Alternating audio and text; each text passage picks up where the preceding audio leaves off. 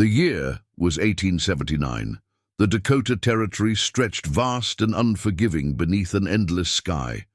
For most settlers, the promise of land came with a price few could truly understand until they'd weathered their first winter.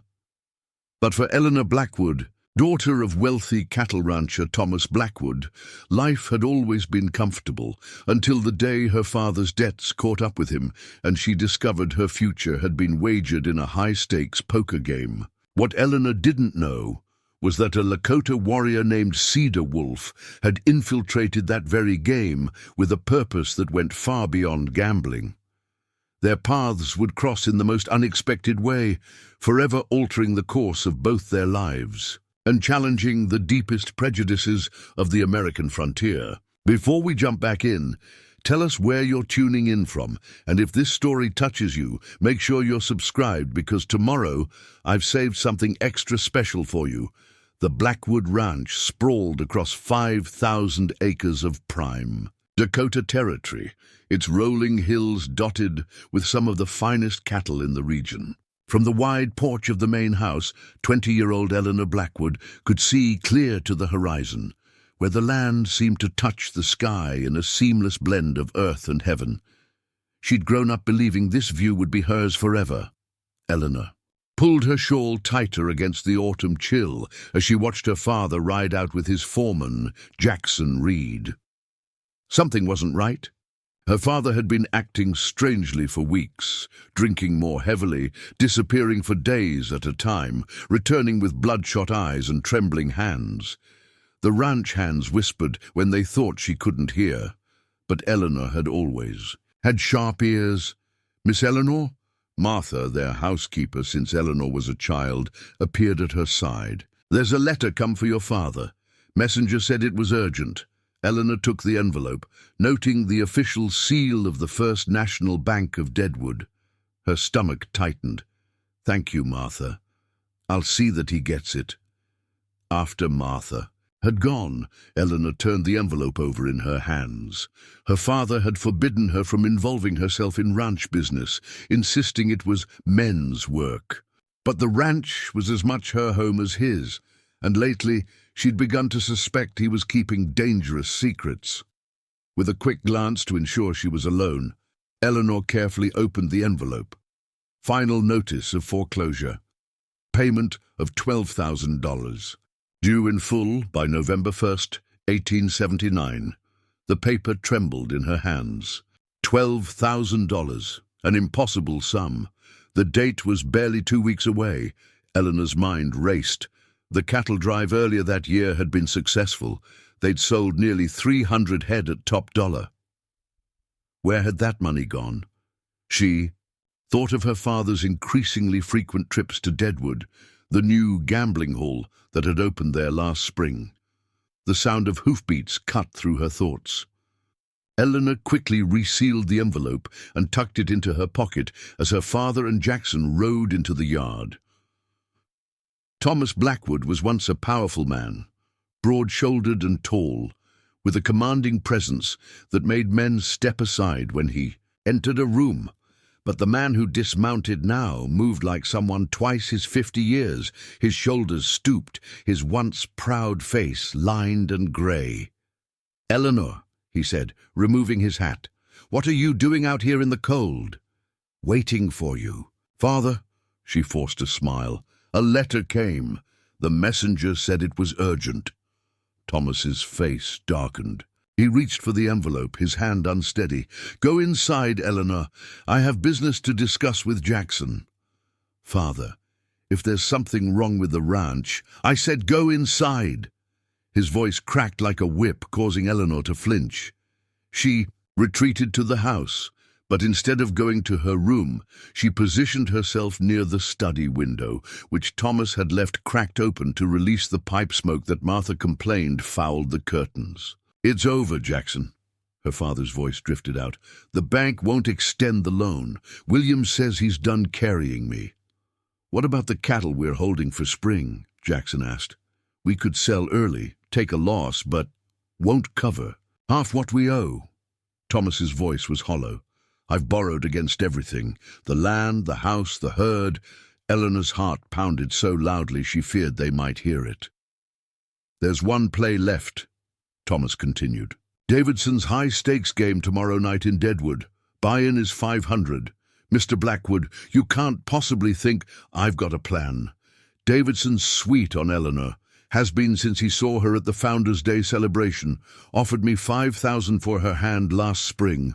Eleanor clapped a hand over her mouth to stifle her gasp.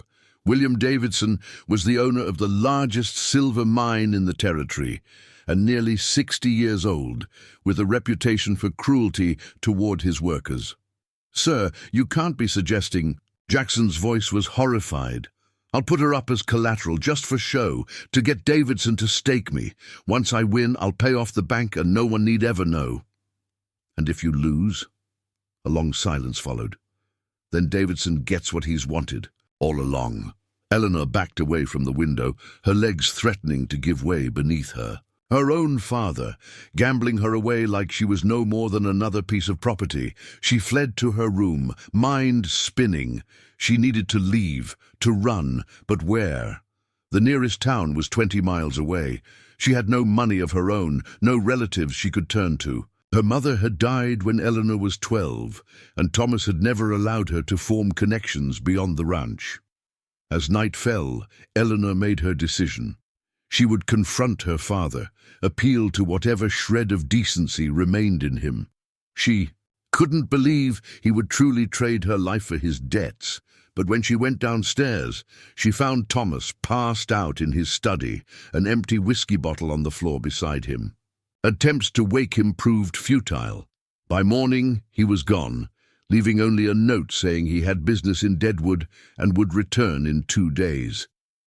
The letter from the bank lay discarded on his desk, alongside a document that made Eleanor's blood run cold, a contract already bearing her father's signature, agreeing to the transfer of his daughter Eleanor Grace Blackwood in matrimony to William Davidson in exchange for settlement of all outstanding debts. Legal or not, the document represented her father's intent. He had already decided her fate. Eleanor paced her room all day, alternating between rage and despair. By evening, she had formed a desperate plan of her own. "Jackson," she called, finding the foreman in the stables. "I need your help." Jackson Reed had worked for the Blackwoods since before Eleanor was born. He'd taught her to ride, defended her when Thomas's temper flared, and quietly ensured she learned to shoot and defend herself, despite her father's objections that such skills weren't ladylike. "Miss Eleanor, I can't begin to tell you how sorry I'm about your father's planning." Jackson's weathered face was creased with concern. "I tried to talk him out of it, but I know Jackson, and I'm going to Deadwood to stop him." "That's too dangerous. Deadwood's no place for a young woman. Alone." "Then come with me," Eleanor said. "Help me save the ranch and myself from my father's foolishness." Jackson looked torn. "Your father fired me this morning, said he couldn't afford to pay me anymore." "All the more reason to help me," Eleanor pressed. "If I can stop him from gambling away everything, maybe we can find another way to save the ranch, a way that doesn't involve selling me to Davidson." After a long moment, Jackson nodded. "We'll leave at first light. Davidson's game doesn't start until tomorrow evening." "No," Eleanor said firmly. "We leave now. I need to see what my father's doing, who he's talking to. I need to understand what we're facing." 3 hours later, Eleanor and Jackson rode into Deadwood. The mining town had sprung up virtually overnight after gold was discovered in the Black Hills just 4 years earlier. Despite recent efforts to civilize it, Deadwood remained a rough place where fortunes were made and lost daily, and where the law often looked the other way for the right price. Eleanor had exchanged her dress for a pair of old trousers and one of Jackson's shirts, her hair tucked under a wide-brimmed hat. From a distance, she might pass for a young man, or at least, she hoped, not immediately draw the attention that a young woman alone would attract. They stabled their horses at the livery and made their way toward the Golden Palace, the gambling hall where Davidson hosted his exclusive high-stakes games. The streets were crowded with miners fresh off shift, cowboys looking for entertainment, and the various entrepreneurs who catered to them. "Wait here," Jackson said, stopping at the alley beside the Golden Palace. "Let me scout first." Eleanor nodded, pressing herself into the shadows. Jackson disappeared through the swinging doors, leaving her alone with her thoughts and the raucous sounds of piano music and drunken laughter. Minutes stretched into nearly an hour before Jackson returned, his expression grim. "Preparing and narrating this story took us a lot of time, so if you are enjoying it, subscribe to our channel. It means a lot to us. Now back to the story." Your father's inside, at Davidson's private table in the back. They're not playing yet. Seems like they're waiting for the rest of the players, but Davidson has your father's marker, and they're talking about you. Eleanor felt sick. "Did you see the contract?" "No, but Davidson was telling the barkeep to prepare the private dining room upstairs for tomorrow night. Said he'd be celebrating his engagement." "We have to stop them," Eleanor said, starting forward. Jackson caught her arm. "There's something else. There's a Lakota man inside. Calls himself John Cedar, but I heard someone call him Cedar Wolf when they thought no one was listening. He's dressed like a white man, but he's definitely Lakota. And he's watching your father and Davidson very carefully." "A Lakota? What would he be doing in Deadwood?" Relations between the Lakota and the settlers had been strained for years, especially since the discovery of gold in their sacred Black Hills and the defeat of General Custer 3 years earlier at Little Bighorn. "I don't know, but he's carrying a lot of money, and he's gotten himself invited to Davidson's game tomorrow. I don't like it. Feels like there's more going on here than just your father's debts." Eleanor considered this new information. "Could he be dangerous?"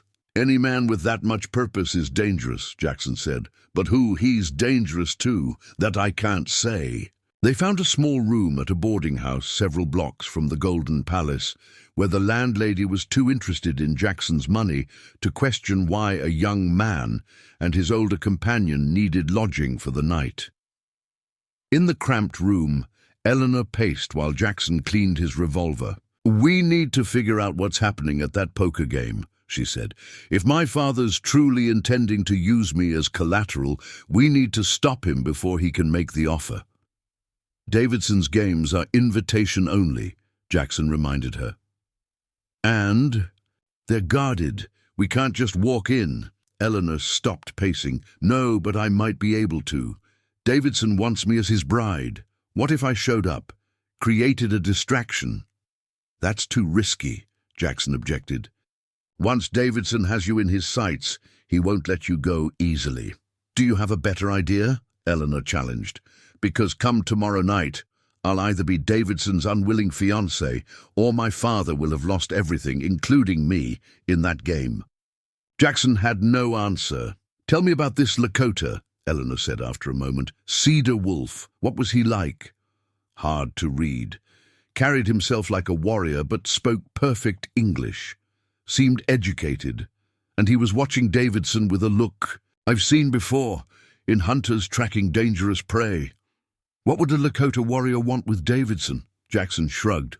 "The mine owners made plenty of enemies. Cheated prospectors out of claims, hired gunmen to run off small operators who wouldn't sell to him, and there are rumors he's been encroaching on Lakota land to the north, looking for new silver deposits."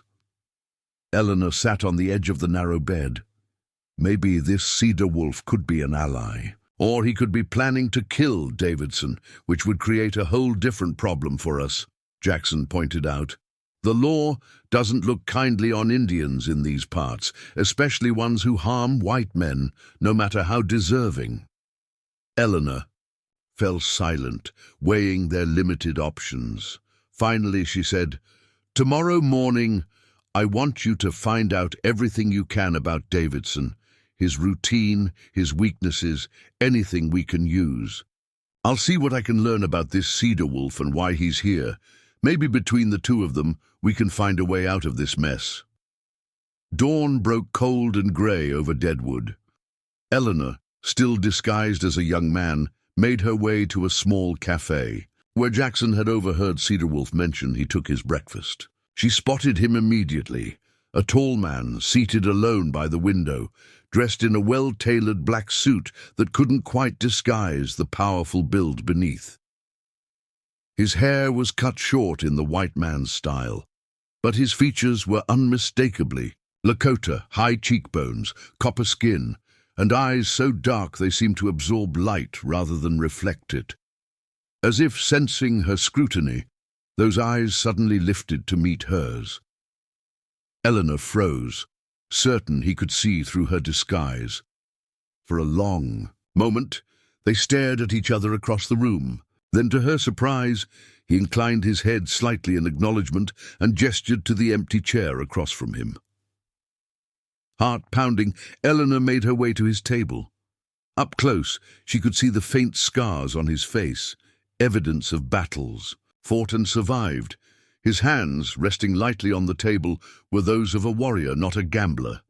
"You are Thomas Blackwood's daughter," he said softly, his voice deep and smooth. "Eleanor?" It wasn't a question. Eleanor glanced around nervously, but no one was paying them any attention. "How did you know?" she whispered. The corner of his mouth lifted slightly. "Your disguise might fool white men who see only what they expect to see, but my people learn to observe what is truly there, not what appears to be." "Why are you in Deadwood, Mr. Cedar?" Eleanor asked, deliberately using the name he had given others. "Cedar Wolf," he corrected. "Among my people, I am Cedar. Wolf, here I am, whoever I need to be." He studied her face. "The real question is why Thomas Blackwood's daughter is in Deadwood, dressed as a boy, watching her father lose what remains of his honor." Eleanor's surprise must have shown on her face, for Cedar Wolf continued, "Yes, I know about your father's debts, and about Davidson's interest in you. How could you possibly—" "Because William Davidson took something from me as well," Cedar Wolf said, his expression hardening. "Something far more precious than money or land, and I have come to settle that debt one way or another." Eleanor realized she was sitting across from a man on a mission of vengeance, a mission that somehow intersected with her own desperate situation. "What did he take from you?" she asked quietly. Cedar Wolf's gaze grew distant. "My sister. Her name was Morning Star." The implications of his statement hung in the air between them. Eleanor felt a chill that had nothing to do with the morning air. "Davidson has many appetites," Cedar Wolf continued, his voice controlled but with an underlying current of rage. 3 years ago, he visited our reservation with government officials, claiming to survey land for a new treaty. He saw Morning Star, who was just 16. 2 nights later, she disappeared. We searched for months before learning she had been taken to Davidson's private residence outside Deadwood. "Did you find her?" Eleanor asked, though she feared she already knew the answer. "I found where she had been kept. I found witnesses who told me what he had done to her. And I found her grave, unmarked on Davidson's property, as if she were nothing." His hands had clenched into fists. "The local sheriff was in Davidson's pocket. The Indian agent wouldn't help, so I decided to seek justice in my own way." "The poker game," Eleanor said, understanding dawning. "You're going to ruin him." Cedar Wolf nodded. "I've spent 2 years learning his business, his weaknesses, his vices. I've earned and saved every penny I could to buy into his game. And tomorrow night I will take everything from him, his money, his pride, and then I will reveal who I am and why I've come." "He'll kill you," Eleanor said. "Perhaps, but he will know why he is being punished before he does." Cedar Wolf's eyes met hers again. "And now you know why your father's plan to offer you as collateral cannot be allowed to proceed. Davidson has broken one innocent woman already. I will not stand by and watch him claim another." Eleanor felt a strange mix of fear and hope. This man was dangerous, certainly, but perhaps he was exactly the ally she needed. "What if we helped each other?" she suggested. My father owes the bank $12,000. If he can't pay by the 1st of November, we lose everything. That's why he's desperate enough to use me as a bargaining chip with Davidson. And what would you have me do? Cedar Wolf asked. Help me stop my father from making this terrible mistake, Eleanor said. Help me find another way to save our ranch, and in return, I'll help you get close to Davidson without raising suspicion. Cedar Wolf considered her offer. How? Eleanor leaned forward. Davidson wants me. If I approached him directly, not as a hostage offered by my desperate father, but as a willing prospect, I could distract him, learn more about his plans, perhaps even find evidence of what he did to your sister that could be taken to federal authorities. Cedar Wolf studied Eleanor for a long moment, weighing her proposition. What you suggest is dangerous. Davidson is not a man who reacts well to being manipulated. I'm already in danger, Eleanor replied. At least this way, I have some control over what happens. A ghost of a smile touched Cedar Wolf's lips. You have your mother's spirit. Eleanor stared at him in shock. You knew my mother.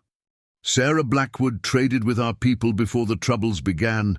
She treated us fairly when few others did.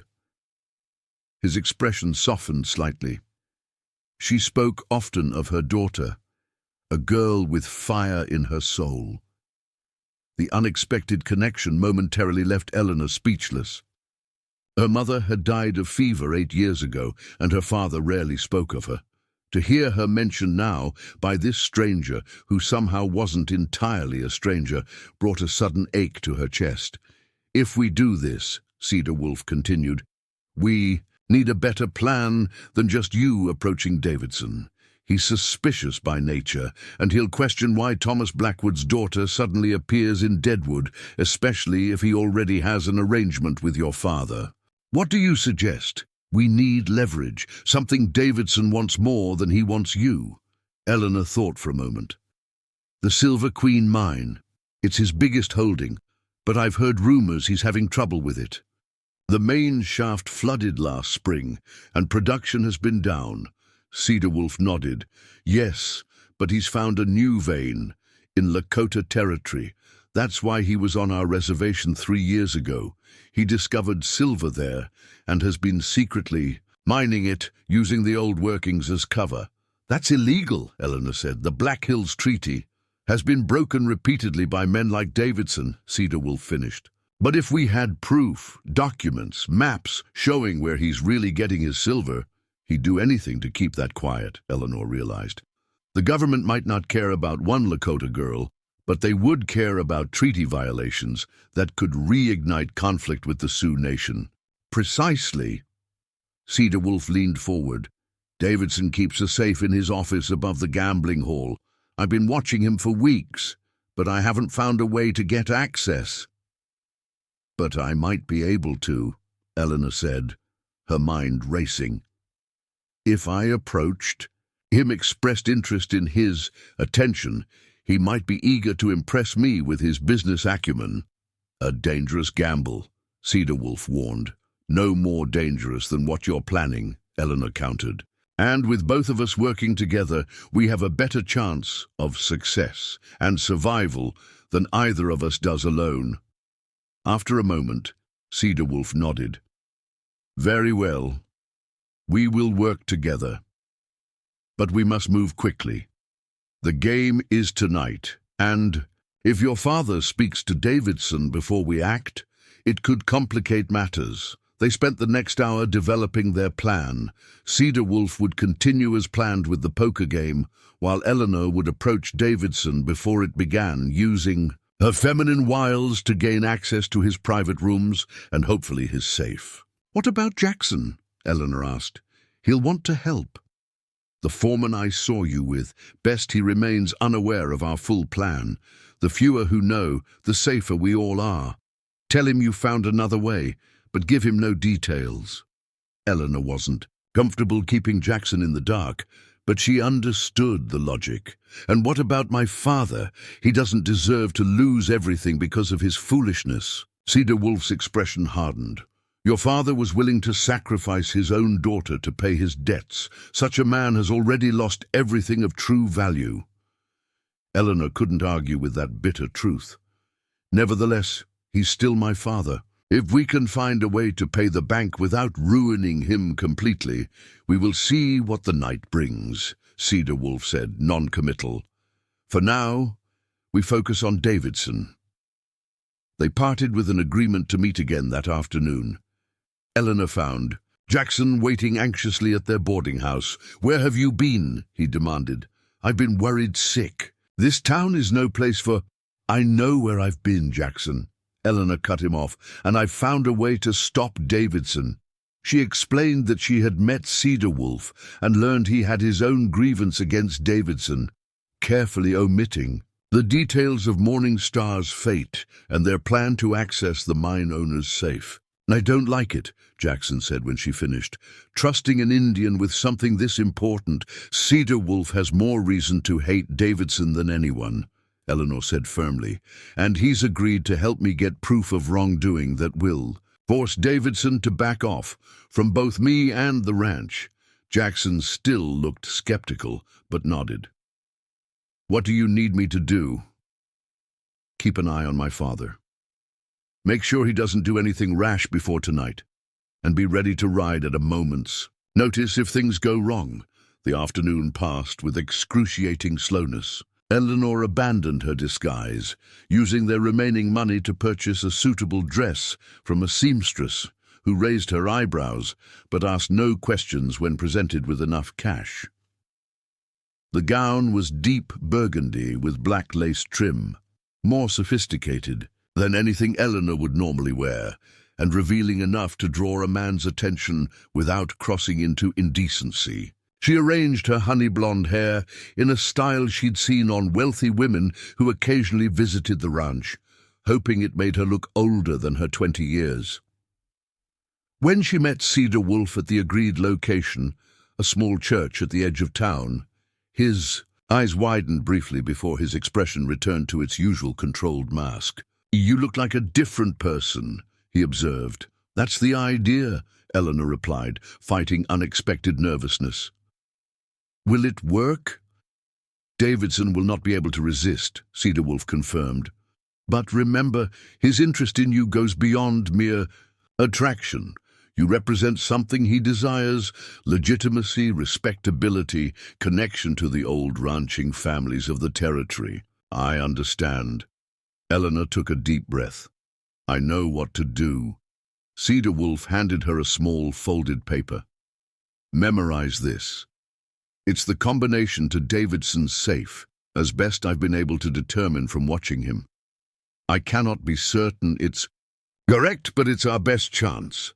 Eleanor studied the numbers, then tucked the paper into her bodice. "If I'm not back in the main hall by 8 o'clock, I will find you," Cedar Wolf promised, his dark eyes intense. "Davidson will not harm another woman while I draw breath."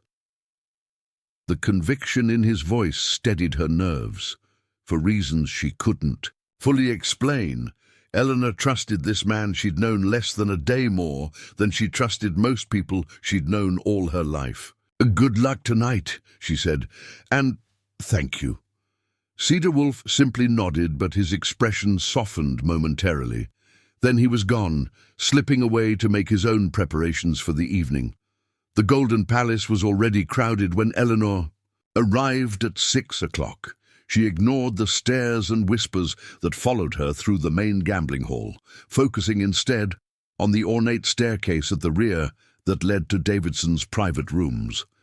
A burly guard blocked her path at the bottom of the stairs. "Private area, miss. No admittance." Eleanor summoned her most charming smile. "Please inform Mr. Davidson that Eleanor Blackwood would like a word with him. I believe he'll want to see me." The guard's eyes widened in recognition of her name. He hesitated, then nodded and ascended the stairs. Minutes later he returned. "Mr. Davidson will see you now, Miss Blackwood." Heart-pounding, Eleanor climbed the stairs to meet the man who had tormented her dreams since her father had first mentioned his offer months ago. William Davidson's private office was exactly what she'd expected. ostentatious, designed to impress and intimidate. Heavy furniture, expensive carpets, walls lined with books she suspected he'd never read. The man himself rose from behind a massive desk as she entered. Davidson was tall and broad-shouldered, with the build of someone who had once done physical labor, but now enjoyed too much rich food and whiskey. His hair and beard were steel gray, impeccably groomed, and his suit was clearly tailored in Denver, or perhaps even Chicago.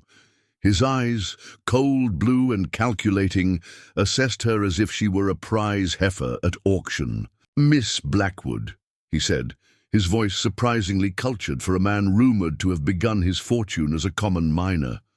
"This is an unexpected pleasure. I was under the impression I would be seeing your father this evening." Eleanor forced herself to smile, though her skin crawled under his gaze. "Mr. Davidson, I hope you'll forgive my boldness in coming to see you directly." "Boldness in a beautiful woman is never something to forgive," Davidson replied smoothly, gesturing to a chair. "Please sit, whiskey." "No, thank you." Eleanor perched on the edge of the chair, maintaining perfect posture as Martha had taught her.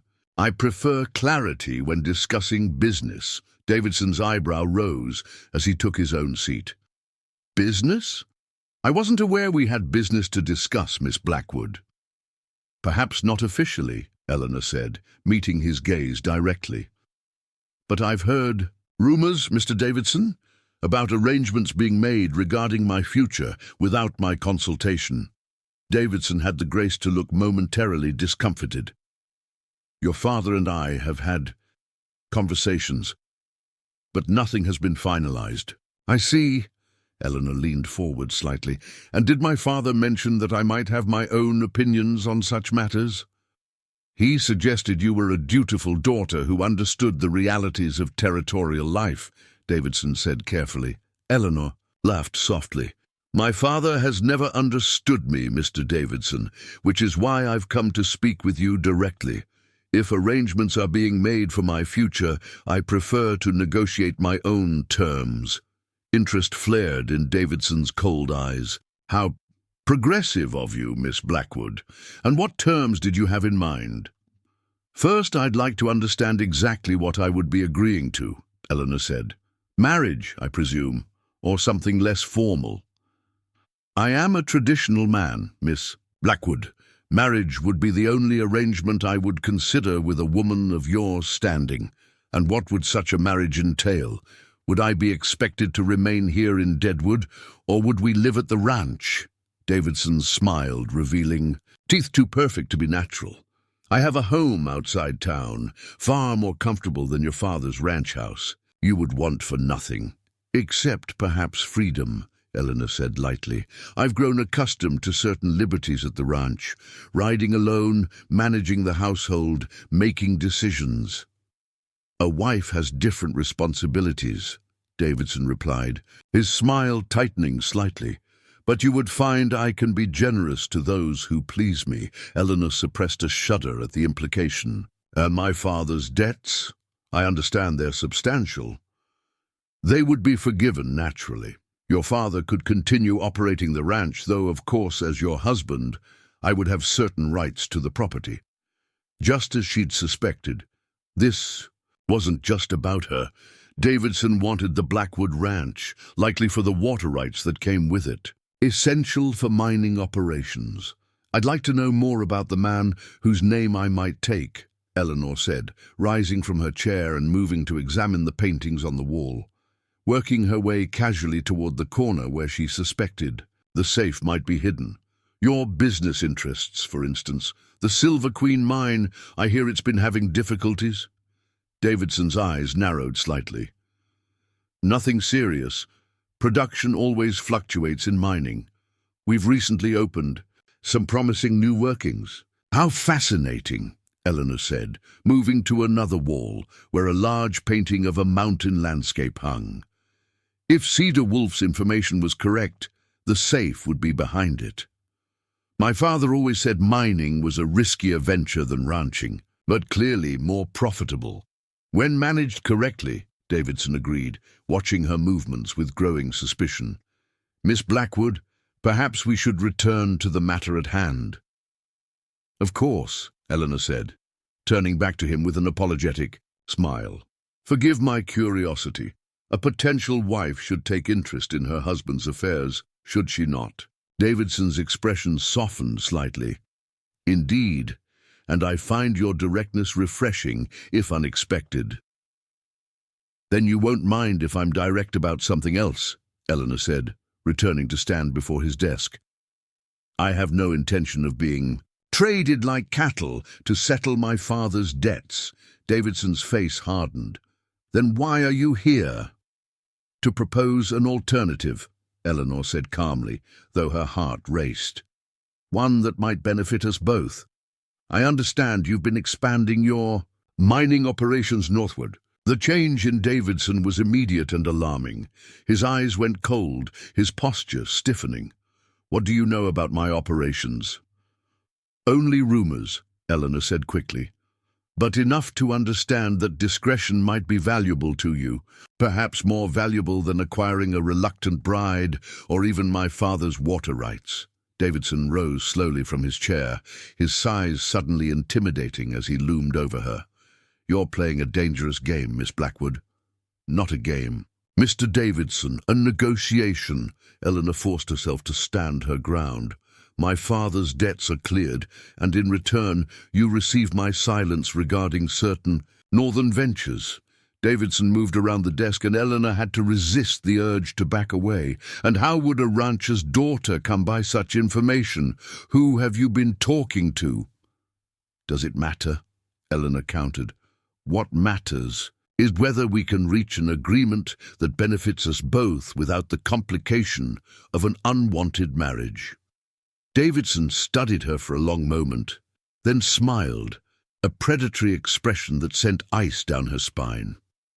You are even more interesting than I anticipated, Miss Blackwood, but I think you overestimate your position. He moved to the door and locked it, pocketing the key. You've come alone to the private rooms of a man your father warns you against, making vague accusations about business matters you couldn't possibly understand. How do you imagine this ends? Fear bloomed in Eleanor's chest, but she forced her voice to remain steady. I imagine it ends with a mutually beneficial arrangement, Mr. Davidson, unless you prefer the complications that would arise from harming Thomas Blackwood's daughter. Davidson laughed, a cold, mirthless sound.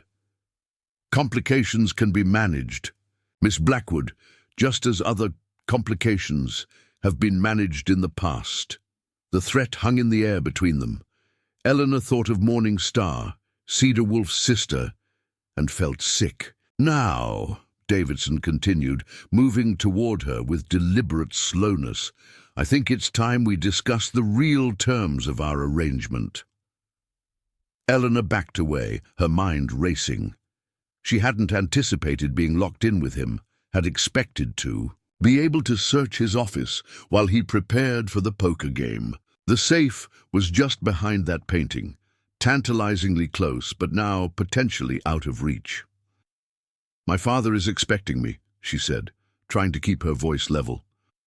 As is Mr. Cedar, whom I met on the journey here. They'll look for me if I don't. Return soon. The name triggered a reaction, subtle but unmistakable. Davidson paused. Cedar? John Cedar? Yes, Eleanor confirmed, sensing an advantage. He's been most attentive since my arrival in Deadwood. A perfect gentleman. Davidson's eyes narrowed. Stay away from that man, Miss Blackwood. He's not what he appears to be. Few people are, Eleanor replied, myself included. Before Davidson could respond, a sharp knock came at the door. Mr. Davidson, the gentlemen are arriving for the game, sir. Davidson hesitated, clearly torn between dealing with Eleanor and attending to his guests. Business won out. We'll continue this discussion later, he said, moving to unlock the door. Roberts, escort Miss Blackwood downstairs and keep an eye on her. She's not going to leave the building. The guard who had initially brought her upstairs appeared, looking surprised but nodding in acknowledgement. And Roberts, Davidson added in a lower voice that Eleanor barely caught. "Find out what you can about John Cedar, discreetly." As Eleanor was led back to the main floor, her mind worked frantically. She had failed to access the safe, and now Davidson was suspicious of Cedar Wolf. She had made things worse, not better. The gambling hall was even more crowded now, filled with miners and cowboys spending their hard-earned money. At a table near the back, Eleanor spotted her father, already deep in his cups, conversing with a group of well-dressed men she didn't recognize. Of Cedar Wolf there was no sign. Roberts deposited her at a small table near the bar. "Wait here," he instructed curtly. Eleanor nodded meekly, playing the cowed young woman, but as soon as Roberts moved away to speak to the barkeep, she slipped from her seat and made her way through the crowd toward the rear exit. If she could just get outside, find Cedar Wolf or Jackson. She had nearly reached the door when a hand closed around her arm. Eleanor turned, expecting Roberts, but instead found herself looking into Cedar Wolf's dark eyes. "What happened?" he asked quietly, steering her toward a shadowed alcove where they could speak without being overheard. Quickly, Eleanor explained her failed attempt to access the safe and Davidson's suspicious reaction to Cedar Wolf's name. "He knows, Cedar," Wolf said grimly, "or at least he suspects. We must move quickly.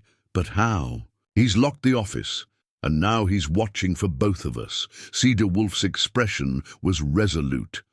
"There is another way. During the game, most of Davidson's men will be focused on providing security for the players and their money. The upstairs will be less guarded, but the office will still be locked." A ghost of a smile touched Cedar Wolf's lips as he produced a small metal tool from his pocket. "The white man's locks are not as secure as he believes." Eleanor looked at him with newfound respect. "You've been planning this for a long time." 3 years, Cedar Wolf confirmed, "but now we must act within hours." He glanced across the room to where Davidson was greeting his arriving guests for the high-stakes game. "The game will begin soon. Your father is already here." Eleanor followed his gaze and saw Thomas Blackwood take a seat at Davidson's table. Even from a distance, she could see the desperation in his face, the tremor in his hands as he placed a stack of bills before him, his buy-in for the game that would determine her fate. "What do we do?" she asked. "You create a distraction," Cedar Wolf said. "Something to draw attention away from the stairs. I'll handle the rest." "What kind of distraction?" Cedar Wolf considered for a moment. "Something dramatic, but not suspicious. Perhaps a scorned woman confronting her lover." Understanding dawned on Eleanor. "You want me to publicly confront my father?" Cedar Wolf nodded. "It would be expected, given what he plans to do. And it would draw all eyes to you, away from me." Eleanor took a deep breath. "I can do that." Eleanor felt her hands trembling slightly as she prepared herself. Creating a distraction meant becoming the center of attention, something she normally avoided, but now lives depended on it. "Once you begin," Cedar Wolf instructed quietly, "don't look for me. Focus only on your father and Davidson. Make it convincing." Eleanor nodded. "How much time do you need?" 10 minutes at least. More, if possible. I'll give you as much as I can." She straightened her shoulders. "Be careful." Cedar Wolf's expression softened momentarily. "You as well, Eleanor Blackwood." With that, he melted into the crowd, moving toward the rear of the gambling hall where the staircase led to Davidson's office. Eleanor watched him go, then turned her attention to the poker table where her father and Davidson were now seated with 4 other men. Wealthy ranchers and businessmen from around the territory, all prepared to risk thousands on the turn of a card. Eleanor took a deep breath, then strode purposefully toward the table, her burgundy dress drawing eyes as she moved through the crowd. She stopped directly behind her father's chair. "Hello, father," she said, her voice carrying clearly. Over the general noise of the gambling hall, Thomas Blackwood froze, then turned slowly, his bloodshot eyes widening in shock. "Eleanor, what in God's name are you doing here?" The other players looked up with interest, Davidson's expression darkened dangerously. "I've come to stop you from making the biggest mistake of your life," Eleanor said, loud enough for surrounding tables to hear. Conversations began to die away as people turned to watch the unfolding drama. "This is neither the time nor the place," Thomas hissed, rising from his chair.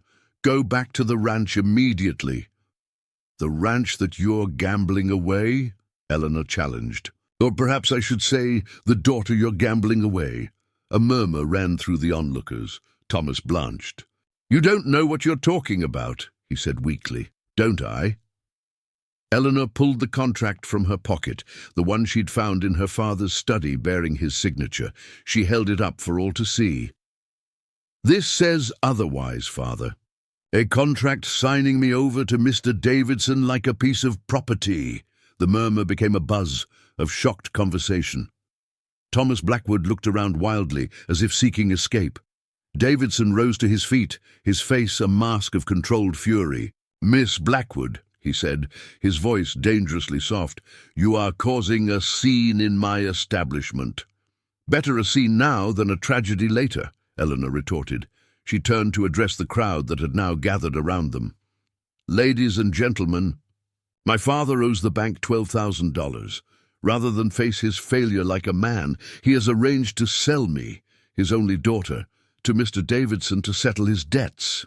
Gasps and mutters of disapproval rippled through the crowd. Even in Deadwood, there were standards. Women might be scarce, and marriages of convenience common, but selling one's daughter crossed a line. Davidson moved quickly to control the situation. "Miss Blackwood is distraught and confused. There is no such arrangement." "Then why is your signature on this document?" Eleanor challenged, thrusting the contract toward him. Davidson ignored the paper. "This is a private matter that should be discussed privately. Roberts!" The guard appeared instantly at his employer's side. "Escort Miss Blackwood and her father to my private dining room. We will resolve this matter civilly, away from prying eyes." Eleanor saw her chance to buy Cedarwolf more time. "I will not be silenced or hidden away," she declared dramatically. "Everyone should know what kind of man William Davidson truly is." The crowd was fully engaged now, watching the unfolding drama with avid interest. Out of the corner of her eye, Eleanor saw Cedarwolf slip up the staircase, unnoticed in the commotion. "He preys on desperate men and vulnerable women," she continued, her voice rising. "He takes what doesn't belong to him, whether it's land, silver, or people." Davidson's face had turned an alarming shade of red. "That's enough," he snapped, nodding to Roberts and another guard who moved toward Eleanor. Thomas Blackwood, shockingly, stepped between them and his daughter. "Don't touch her," he said, his voice steadier than Eleanor had heard it in months. "Control your daughter." "Blackwood," Davidson warned, "or I'll withdraw my offer to settle your debts." "There is no offer," Thomas said, and Eleanor heard something in his voice she hadn't heard since her mother died. Resolve. "Just an old man's cowardice. Eleanor's right. I've behaved shamefully." For a moment, Eleanor was too stunned to continue. Her planned theatrics. Her father met her gaze, and she saw genuine remorse in his eyes. "I'm sorry, Eleanor," he said quietly. "I forgot what your mother would expect of me, of us both." Davidson had clearly had enough. "This is all very touching, but we have a game to play. Gentlemen, shall we continue?" "I think not," said one of the other players, a silver-haired man Eleanor didn't recognize. "I don't gamble with men who traffic in women." "Nor I," agreed another, rising from the table. Davidson's carefully cultivated facade of respectability was crumbling before their eyes. Eleanor silently thanked the universe for the frontier's surprising moral code, flexible in many areas, but rigid in others. "This is absurd," Davidson sputtered. The girl is creating fiction to cause trouble. Blackwood, control your daughter or leave my establishment. Thomas straightened his shoulders. We'll leave and take our business elsewhere. He turned to Eleanor. Come, daughter, we have much to discuss. This wasn't part of the plan. Eleanor needed to create more chaos, buy more time. Cedar Wolf hadn't returned from upstairs yet. Wait, she said, turning back to Davidson. Before we go, I want everyone to know what really happened to Morning Star. The name hung in the air like a thunderclap. Davidson went very still, his face suddenly bloodless. Who? He asked, his voice barely audible. Morning Star, Eleanor repeated. The Lakota girl who disappeared from the reservation 3 years ago, the one whose unmarked grave lies on your property. Complete silence fell over the gambling hall. Even the piano player had stopped, sensing the tension in the air. I don't know what you're talking about, Davidson said, but his eyes darted nervously around the room. I think you do, came a new voice from the back of the crowd.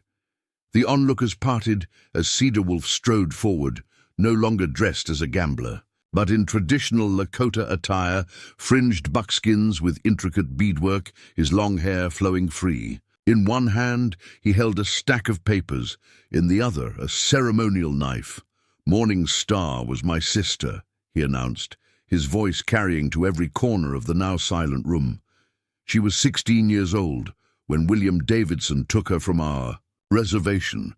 When she resisted his advances, he killed her and buried her body on his land. Davidson's hand moved toward his jacket, where Eleanor suspected he kept a pistol. This man is deranged. Someone call the sheriff. The sheriff won't help you this time, Cedar Wolf said calmly. These papers, he held up the documents he'd taken from Davidson's safe, prove that you've been illegally mining on Lakota land in violation of the treaty. They also contain your personal journal, detailing your activities with several young women, including my sister. Davidson lunged for the documents, but Cedar Wolf stepped back smoothly, passing them to Eleanor. Run, he whispered. Find Jackson. Get these to the federal marshal in Rapid City. Eleanor clutched the papers, understanding instantly. Cedar Wolf had come here for justice, yes, but also revenge, and he intended to face Davidson alone. No, she whispered back fiercely. We do this together. Davidson had drawn his pistol now, pointing it directly at Cedar Wolf. Give me those papers, or I'll kill you where you stand, Indian. The crowd scattered, diving for cover or fleeing toward the exits. Only Thomas Blackwood remained at Eleanor's side, placing himself partially in front of her despite the tremor. In his hands. You've taken enough lives, Cedar Wolf said, his voice steady despite the gun aimed at his chest. The spirits of your victims cry out for justice. There'll be no justice for a dead Indian, Davidson sneered. No one will believe your wild tales over the word of a respected businessman. They might believe mine, came yet another voice. Sheriff Daniel McBride pushed through the remaining onlookers, his star glinting on his chest.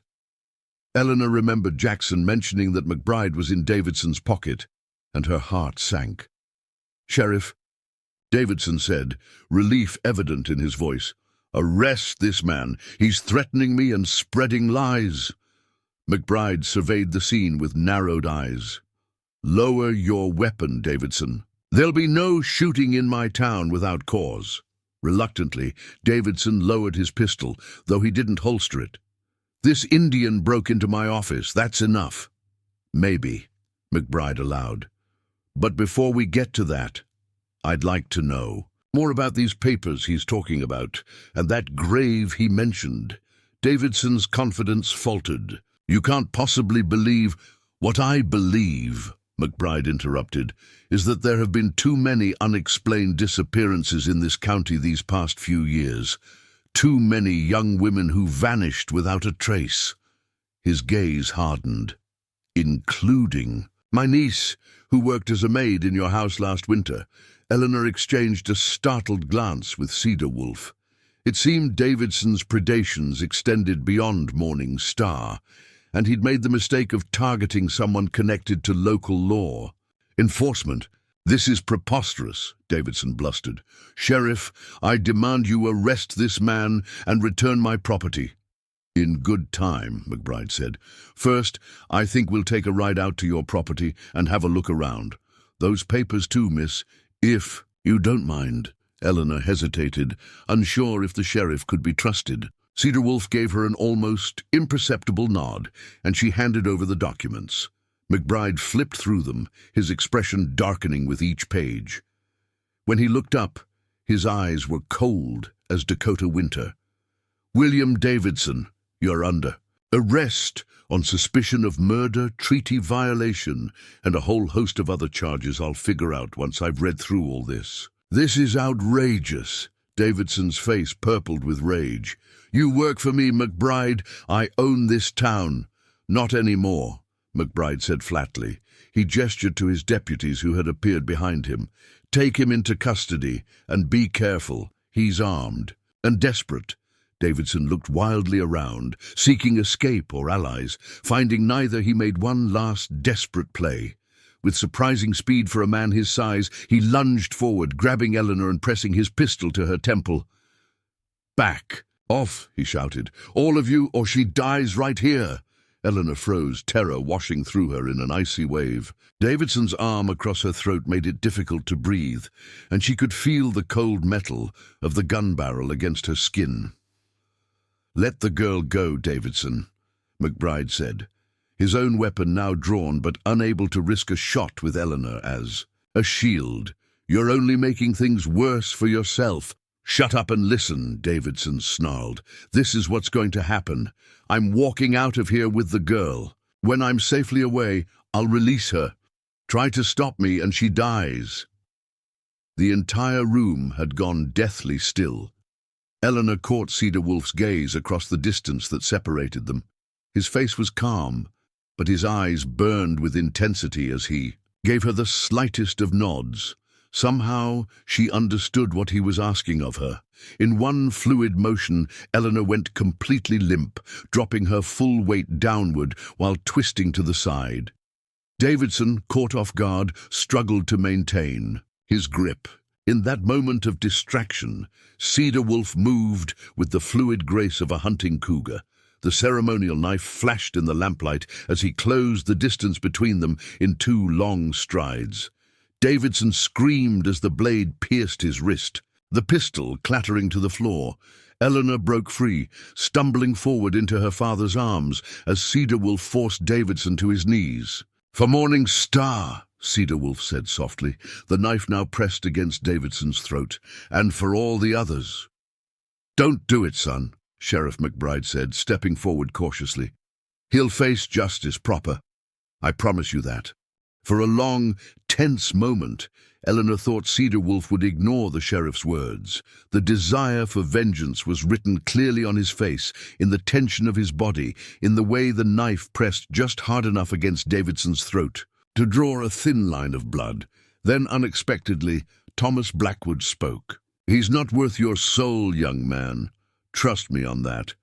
Cedar Wolf's eyes flickered to Thomas, then to Eleanor. She held her breath. With a visible effort, Cedar Wolf stepped back, lowering the knife. "You're right," he said quietly. "My sister's spirit deserves better than the company of this man in the afterlife." Davidson sagged with relief as the deputies moved in to secure him. Sheriff McBride himself took charge of the documents Cedar Wolf had retrieved from the safe. "These will be sent to the federal authorities," he explained. "Along with Davidson, there'll be a proper trial." As Davidson was led away, still protesting his innocence and threatening retribution, Eleanor turned to her father. "I'm sorry," Thomas said before she could speak. "I don't expect your forgiveness, but I want you to know I see now what I've become. What I almost did to you." Eleanor studied the face of the man who had raised her, the lines of sorrow and regret now visible beneath. The ravages of alcohol and desperation. "We still have to face the bank," she pointed out. "The ranch is still in danger." Yes, Thomas admitted, but we'll face it together, the right way. And if we lose it, well, there are worse things than losing land, as I've learned today. Sheriff. McBride approached them, tipping his hat respectfully to Eleanor. Miss Blackwood, your bravery today helped bring a dangerous man to justice. The territory owes you a debt. It's Cedar Wolf who deserves your thanks, Eleanor replied. He's the one who gathered the evidence, who risked everything for justice. McBride nodded, turning to Cedar Wolf, who stood slightly apart, his expression guarded, as it often was, around white authority figures. The law doesn't always treat your people fairly, the sheriff acknowledged, but today you've helped the law work as it should. For that, you have my gratitude. Cedar Wolf accepted the words with a slight inclination of his head. Will the evidence be enough to convict him? With what we've found in his safe and what we're likely to find on his property. Once we start digging, McBride's expression was grim. Yes, I believe it will be more than enough. What about our bank debt? Thomas asked hesitantly. I don't mean to seem ungrateful for your help, Sheriff, but we still owe $12,000 by the first of the month. McBride considered this. I can't help you there directly, Mr. Blackwood, but... He paused, thoughtful. Davidson's illegal mining operation on Lakota land has been generating considerable profit. By rights, that money belongs to the Lakota people as compensation. Cedar Wolf straightened, understanding dawning in his eyes. If such compensation were to be awarded, he said carefully, the tribal council would have authority over its distribution. Indeed, they would, McBride agreed. And I imagine they might look favorably on allocating a portion to those who helped bring Davidson's crimes to light. Eleanor looked between the two men, hope blooming cautiously in her chest. Is that possible? It would be unusual, Cedar Wolf acknowledged, but not without precedent. And I believe I could persuade the council, especially in light of your mother's history of fair trading with our people. Thomas Blackwood looked stunned. You would do that, after what I tried to do? Cedar Wolf's expression remained serious. Not for you, he said bluntly, for your daughter, who showed courage, where you showed cowardice, and for your wife's memory. Thomas nodded, accepting the rebuke without argument. Outside the Golden Palace, the night air was cool and clean after the smoky confines of the gambling hall. Eleanor took a deep breath, feeling as if she were drawing her first real breath in. "Oh, Days, what will you do now?" she asked Cedar Wolf as they stood on the boardwalk, watching the sheriff's men secure Davidson in the jailhouse across the street. "First I will return to my people and report what has happened," he replied. "Then I will honor my sister's memory by working to strengthen the enforcement of our treaty rights." "Will I see you again?" Eleanor asked, surprised by how much she hoped the answer would be yes. Cedar Wolf studied her face in the lamplight. "The world is changing, Eleanor Blackwood. The old boundaries between our peoples are not what they once were. Perhaps there is a future where paths that have crossed continue to run parallel for a time." It wasn't a direct answer, but Eleanor understood the sentiment behind his careful words. In this time and place, relationships between their peoples were fraught with complexity and prejudice. Yet something had formed between them, a bond of respect and understanding that transcended the usual barriers. "I would like that," she said simply. From the shadows of a nearby alley, Jackson appeared, relief evident on his weathered face. "Miss Eleanor, I've been looking everywhere for you. When the commotion started, I feared the worst." "We're fine, Jackson," Eleanor assured him. "Better than fine, actually. We have a way to save the ranch." As they began the journey back to Blackwood Ranch the next morning, Eleanor found herself riding beside Cedar Wolf for a time. Her father and Jackson rode ahead, giving them a measure of privacy. "My sister would be pleased with how this ended," Cedar Wolf said, breaking a comfortable silence. "Not with vengeance, but with justice." "I think she would also be proud of her brother," Eleanor replied. "You chose the harder path." Cedar Wolf smiled. the first genuine smile she had seen from him. "As did you. It would have been easier to run away. Some things are worth fighting for," Eleanor said, "even when the odds seem impossible." Cedar Wolf nodded in agreement, his eyes on the horizon where the sun was rising over the Dakota plains, painting the sky in shades of gold and promise. "Indeed they are, Eleanor Blackwood. Indeed they are." 3 months had passed since the events in Deadwood. The Dakota winter had arrived in earnest, blanketing the Blackwood ranch in pristine white. Eleanor stood on the porch, a steaming cup of coffee warming her hands as she watched the sun rise over the eastern hills. The world looked different somehow, cleaner, full of possibility. The sound of an axe splitting wood rang through the crisp morning air. Eleanor smiled, knowing her father was at work in the woodshed. Thomas Blackwood had changed profoundly since that night at the Golden Palace. He'd stopped drinking entirely, rising each day before dawn to tackle the endless work of the ranch with renewed purpose. The haunted look had left his eyes, replaced by quiet determination. Their financial situation had been resolved more smoothly than Eleanor had dared hope. True to his word, Cedar Wolf had advocated before the Lakota Tribal Council, resulting in a settlement that covered the Blackwoods' bank debt, with some remaining to reinvest in the ranch. In return, Thomas had signed an agreement establishing fair water rights for the Lakota and guaranteeing safe passage across a section of Blackwood, land that had traditionally been part of tribal hunting grounds. William Davidson's fate had been swift and severe. The evidence from his safe, combined with what was discovered at his property, including the remains of 3 young women, had resulted in multiple convictions. He now faced the rest of his life in a federal prison, his empire dismantled, his ill-gotten wealth redistributed to his victims' families and the communities he had harmed. Movement at the edge of the property caught Eleanor's attention. A lone rider approached from the north, following the winding path that led from the main road to the ranch house. Even at a distance, Eleanor recognized the straight-backed posture and fluid movement of Cedar Wolf. Her heart quickened.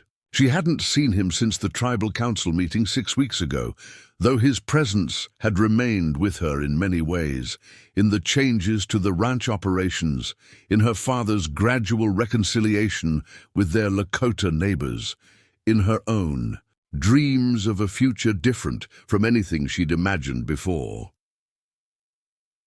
Eleanor set down her coffee cup and pulled her wool shawl tighter around her shoulders as she descended the porch steps to greet him. Cedar Wolf dismounted with characteristic grace, leading his paint horse the final distance. "Eleanor Blackwood," he said, his breath visible in the cold air. He was dressed for winter in a mixture of traditional Lakota and settler attire, buckskin leggings and a heavy wool coat with an intricately beaded necklace visible at his throat. "Cedar Wolf," she replied, unable to suppress her smile. "This is a surprise." "A good one, I hope." There was a warmth in his eyes that hadn't been there when they first met. "The best kind," Eleanor assured him. "Come inside. It's freezing out." "Here?" Cedar Wolf tethered his horse to the hitching post and followed her into the warmth of the ranch house. Martha appeared from the kitchen, nodding respectfully to their visitor. "I'll bring more coffee," she said, disappearing before Eleanor could respond. In the sitting room, a fire blazed in the hearth, casting dancing light across the familiar furnishings. Eleanor gestured Cedar Wolf to a chair near the fire, taking the one opposite. "How is your father?" Cedar Wolf asked, removing his gloves. "Better every day," Eleanor replied. "He's working with Jackson to expand the north pasture. We're hoping to increase the herd by spring." Cedar Wolf nodded. "Good. And the agreement with my people? There have been no issues?" "None. In fact, 2 of the tribal hunters helped our men track a mountain lion that was preying on calves last month. They've been teaching us their methods." Martha returned with coffee and warm cornbread, setting the tray between them before retreating discreetly. For a moment, They sat in comfortable silence, warming themselves after the morning chill. "I've come with news," Cedar Wolf said finally, "and with a proposition." Eleanor raised an eyebrow, intrigued. "What kind of news?" "The territorial governor has appointed a new Indian agent for our reservation, one not chosen by the mining interests for a change. A man named Charles Peterson from Boston. He arrived last week." "Is that good or bad?" "Potentially good. He seems genuinely interested in enforcing treaty rights and improving conditions." Cedar Wolf took a sip of coffee. "Which brings me to the proposition." Eleanor leaned forward slightly, curious. "Peterson is forming a council of advisors, both white and Lakota, to help bridge understanding between our peoples. He's asked me to suggest candidates who understand both worlds." Cedar Wolf met her gaze directly. "I recommended you." "Me?" Eleanor was genuinely surprised. "I hardly know anything about tribal governance or territorial politics." "You know more than you think," Cedar Wolf replied. "You understood immediately what Davidson was doing on our land. You risked your life to see justice done, not just for yourself, but for my sister and the others. You see people as they are, not as others tell you they are." Eleanor was touched by his assessment, but still uncertain. "What would this position entail exactly?" "Monthly meetings at the reservation and in Rapid City, reviewing proposed policies affecting relations between settlers and the Lakota, making recommendations on everything from trade regulations to educational initiatives." Cedar Wolf set down his cup. "It would be challenging work, sometimes frustrating, but important." Eleanor considered the idea. She'd never thought of herself as someone who could influence territorial politics. Ranch life was all she knew. But then again, 3 months ago, she'd never imagined confronting someone like Davidson or forging an alliance with a Lakota warrior. "What does my father think of this?" she asked. "I haven't spoken to him yet." "I wanted your thoughts first." The gesture wasn't lost on Eleanor. Cedar Wolf was treating her as an independent person, with her own decisions to make, not as someone whose fate should be discussed with the men in her life first. "I'm honored by your recommendation," she said, carefully. "But I need time to consider it." Cedar Wolf nodded. "Of course, Peterson won't finalize appointments until next month."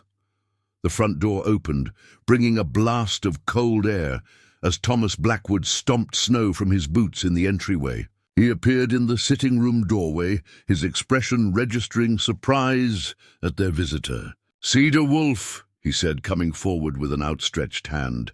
"Welcome." Eleanor watched with quiet amazement as the two men shook hands. The change in her father extended to this as well, a genuine respect for the man he might once have dismissed or feared. "I was just telling Eleanor about the new Indian agent," Cedar Wolf explained, "and his plans for an advisory council." Thomas nodded, taking a seat beside his daughter. "Peterson, I met him briefly in town last week. Seemed a decent sort, educated but not condescending about it."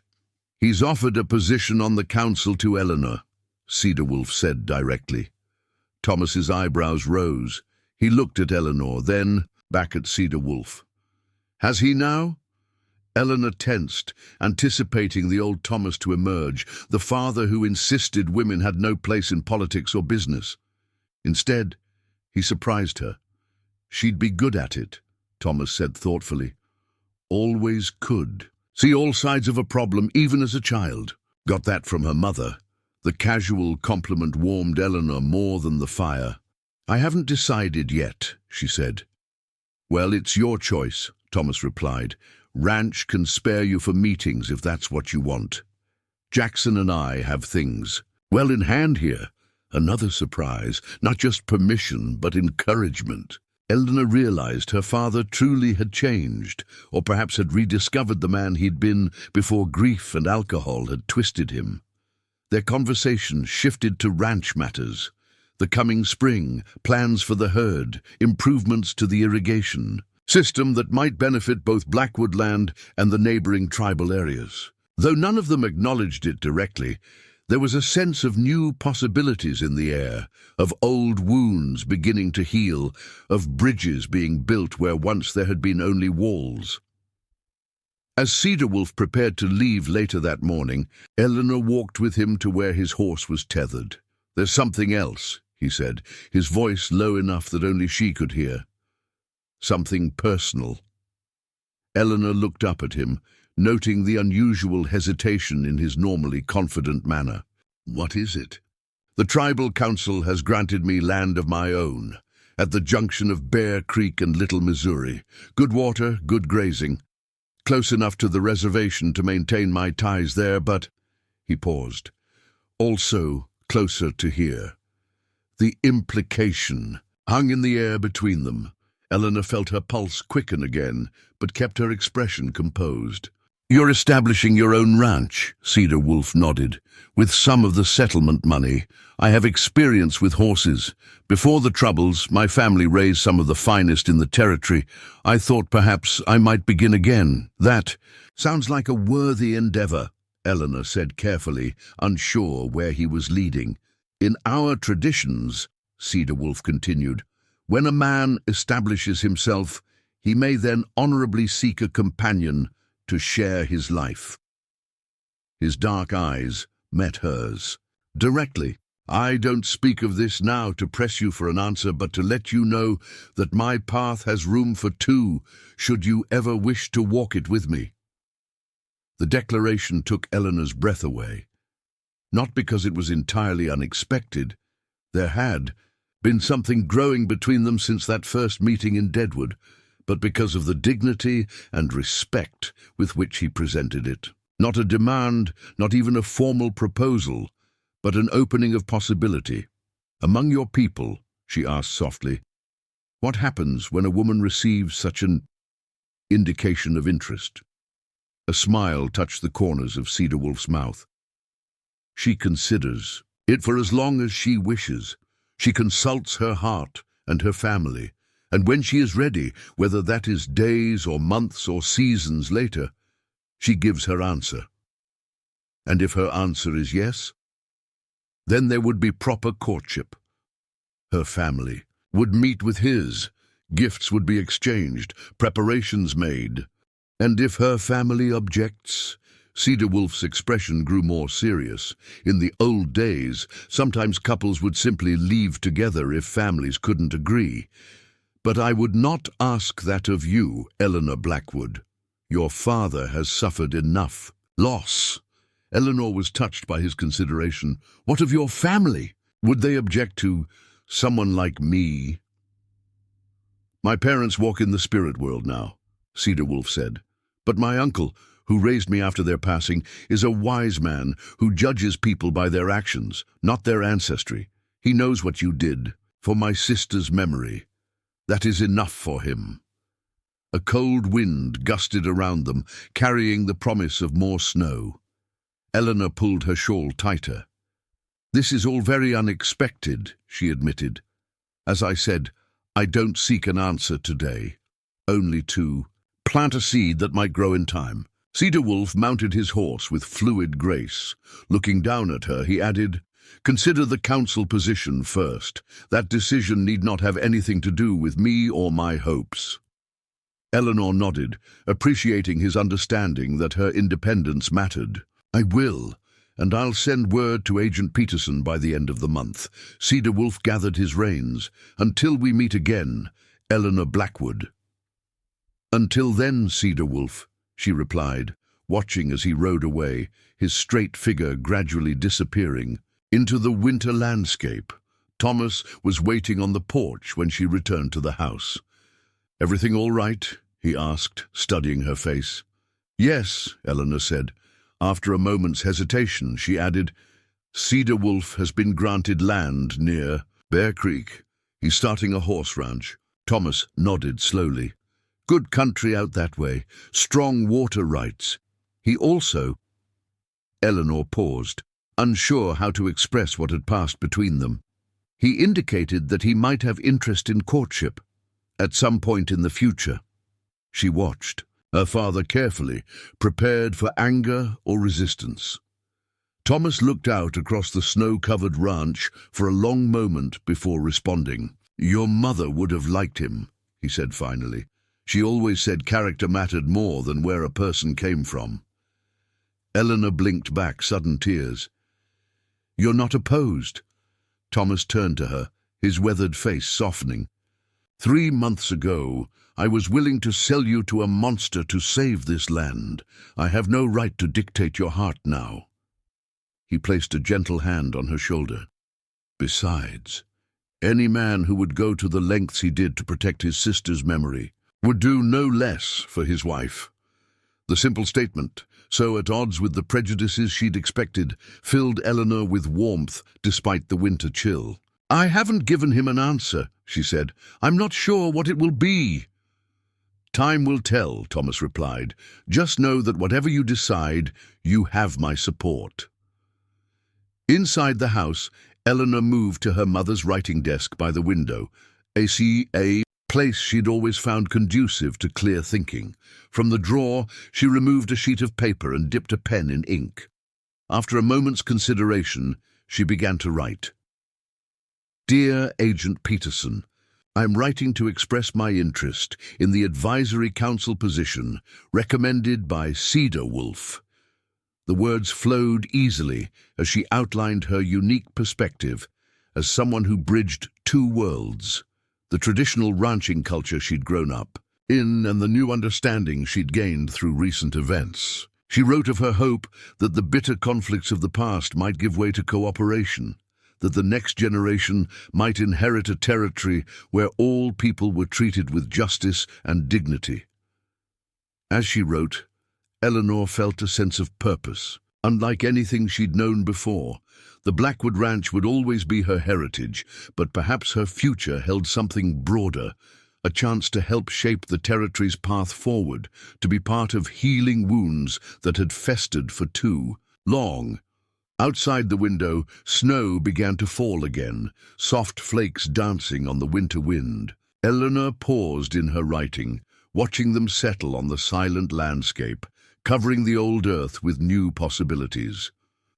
In the distance, though he was no longer visible, she knew Cedar Wolf was riding toward his own land, perhaps harboring similar thoughts of what might come with the changing seasons. Spring would arrive eventually, bringing growth and renewal. Seeds planted now, whether of policy or of deeper personal connection, would have their chance to flourish. Eleanor smiled to herself as she returned to her letter. The forced auction that had nearly claimed her future had instead opened doorways she'd never imagined existed. The territory was changing, she was changing, and in that transformation lay hope, not just for herself but for all who called this challenging, beautiful land their home. Spring arrived in the Dakota Territory with its customary drama, melting snow, swelling streams into raging torrents, sudden warm days followed by freezing nights, and eventually the first tentative green shoots pushing through the sodden earth. Eleanor Blackwood had always loved this season of renewal, but this year it held special significance. 2 months had passed since she'd accepted the position on Agent Peterson's advisory council. In that time, she'd attended 3 meetings, 2 at the reservation and 1 in Rapid City, and had begun to understand the enormous complexity of the issues facing both settlers and the Lakota people. Water rights, hunting territories, education for Lakota children, protection from unscrupulous traders, all required careful navigation of competing interests and deep-seated prejudices. Yet Eleanor found the work unexpectedly fulfilling. Her natural ability to see multiple perspectives, combined with the respect she'd earned from both communities during the Davidson affair, allowed her to bridge divides that had previously seemed insurmountable. "You have a gift for this, Agent," Peterson had told her after the most recent meeting, where Eleanor had helped negotiate a compromise on hunting rights that satisfied both Lakota elders and local ranchers. You speak plainly but with respect, and people listen. Now, as Eleanor rode along the northern boundary of Blackwood Ranch, she reflected on how much had changed in half a year. The land itself looked different, not just with the season, but through her eyes. Where once she had seen only the ranch's borders, she now recognized ancient Lakota trails and traditional gathering places that had existed long before the first settler stakes were driven. Her horse, a spirited chestnut mare named Ember, pricked, her ears forward suddenly. Eleanor followed her gaze to see a rider approaching along Bear Creek, Cedar Wolf, mounted on his black and white paint stallion. They had seen each other regularly at council meetings, but always in formal settings, surrounded by others. This was their first private encounter since his visit to the ranch in winter. Eleanor felt a flutter of anticipation as she guided Ember toward him. "Eleanor Blackwood," Cedar Wolf greeted her with the hint of a smile. "You ride far from home. Today?" "Not so far," she replied. "We're still on Blackwood land, though near the border." Cedar Wolf nodded, looking around appreciatively. "Good grazing here. Your cattle thrive." "They do. How goes your horse ranch? I heard you brought in some new stock?" Pride flickered across his usually stoic features. "Yes. 3 mares from the south, Spanish bloodlines, strong and intelligent, and a stallion traded from the Crow, fast as wind on the prairie." "I'd like to see them sometime," Eleanor said, then added more formally, "It would be valuable for the council to understand your breeding program. If successful, it could provide a model for other Lakota horse ventures." Cedar Wolf's eyes brightened with amusement at her diplomatic framing. "Of course. The council's interest is most welcome." They rode side by side along the creek, talking of council matters, ranch developments, and the territorial news. Eleanor found herself relaxing in his company in a way she rarely did with others. Cedar Wolf listened more than he spoke, but when he did speak, his words carried weight and insight. "The northern boundary of your ranch," he said after a contemplative silence. "It follows this creek, does it not?" Eleanor nodded. "All the way to the ridgeline, then east along the old wagon trail. My land begins just beyond," Cedar Wolf noted. "We are neighbors of a sort, though separated by the ridge." "Is that why you chose that particular plot?" Eleanor asked, curiosity overcoming propriety. Cedar Wolf considered her question. "Partly," he admitted.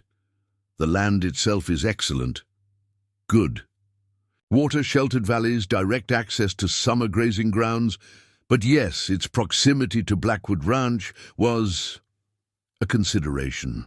The simple acknowledgement stirred something in Eleanor's chest. They rode on in companionable silence until reaching a high point overlooking both properties. Blackwood Ranch spreading south and east, Cedar Wolf's new holding to the north and west. "Beautiful, isn't it?" Eleanor said, gazing across the landscape painted in spring colors. "Yes," Cedar Wolf agreed, though when she turned she found him looking at her rather than the view. Heat rose to Eleanor's cheeks, but she didn't look away. For months, their interactions had been carefully circumscribed by protocol and public settings. Now, alone under the vast Dakota sky, something shifted between them. "I've been thinking about what you said. In winter," Eleanor said, finding courage, "in the open air and distance from prying eyes." And his voice was steady, but she noticed his hand tighten slightly on the reins. "My answer is not no," Eleanor said carefully, "but there is much to consider before it can be yes." Cedar Wolf nodded, understanding the nuance of her response. "What considerations trouble you most?" Eleanor appreciated his directness. "How would such a union work? Where would we live? Would I be expected to abandon my heritage and adopt Lakota ways entirely? Would you be expected to forsake yours and live as a white settler?" These were questions that had kept her awake on many nights. Though attitudes were slowly changing, marriages between Lakota and settlers remained rare and often met with hostility from both communities. Important questions, Cedar Wolf acknowledged. I have thought of them as well. He gestured toward the horizon. Perhaps the answer lies not in choosing one world over the other, but in creating something new, a place where both can exist together. Is that possible? Eleanor asked. It will not be easy, Cedar Wolf admitted. There will be resistance from both sides, but consider what we have already accomplished through the Council. 5 years ago, would anyone have imagined Lakota elders and territorial officials sitting at the same table, reaching agreements that benefit both peoples? Eleanor smiled at his optimism, unexpected from someone who had experienced so much hardship and loss. You make a compelling argument, Cedar Wolf. There is something else you should know, he added, his expression growing more serious. In 3 weeks, I journey to Washington with Agent Peterson and 2 elders. We will speak before congressional committees about conditions here and the need for treaty enforcement. Washington? Eleanor was impressed.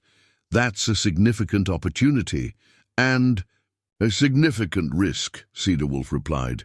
Not all in the capital wish to hear Lakota voices. Some would prefer we remain silent or disappear entirely. Concern furrowed Eleanor's brow. How long will you be gone? At least 2 months, perhaps longer. Cedar Wolf's eyes held hers. I would not leave without telling you, and without asking. If you might consider writing to me while I am away. The request, so simple yet so meaningful, touched Eleanor deeply. Letter writing was an intimate connection, a sharing of thoughts and feelings that transcended physical distance. I would be honored to correspond with you, she said softly. Something profound passed between them in that moment, not quite a commitment, but an acknowledgement of possibility, of doors opening rather than closing. I should return to the ranch, Eleanor said finally. Father and Jackson are moving the herd to summer pasture today, and I promised to help with the accounts. Cedar Wolf nodded. And I have fences to mend before sundown. He hesitated, then added, Perhaps you could visit my ranch before I leave for Washington, to see the horses, as you mentioned, for the council's interest, of course. Eleanor smiled, at his playful echo of her earlier diplomatic phrasing. For the council's interest, certainly, and perhaps for my own as well. They parted at the creek junction, each riding toward their respective responsibilities, yet Eleanor felt the invisible thread connecting them, stretching rather than breaking with the distance. When she arrived back at the ranch house, she found her father at the kitchen table, poring over ledgers with a furrowed brow. How's it looking?